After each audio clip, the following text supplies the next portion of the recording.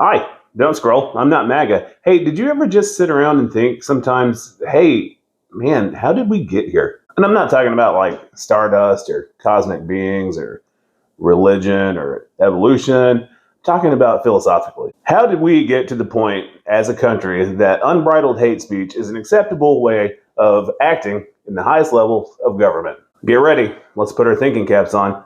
Talk about a couple of little things called the paradox of intolerance and the illusion of choice. Reason one, the paradox of intolerance. This is a philosophical concept that suggests that if society extends tolerance to those who are intolerant, it risks enabling the eventual domination of intolerance. And what does that do? It basically undermines the very principle of tolerance. So just let that sink in for a minute. Short version, people are so tolerant of intolerance that intolerance won. Reason two, the illusion of choice. It's a cognitive bias in which people think that they have more control over events than they actually do. Prime examples of that being thinking about the phrase, you're either with us or you're against us, or more simply put, walk down a cereal aisle in a grocery store. You see hundreds of boxes of cereal.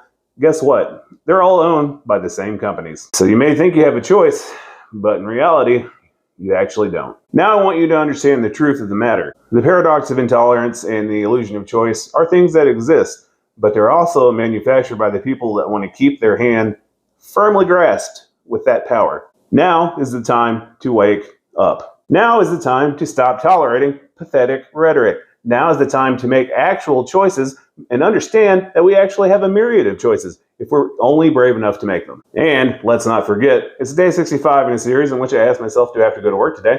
And if the answer is yes, I don't care. Here we go. Do I have to go to work today? I sure do. And that is a choice that I'm making because I could be choosing to do 1,000 other things, but I really have bills to pay. And as far as tolerating that choice, well, we'll see.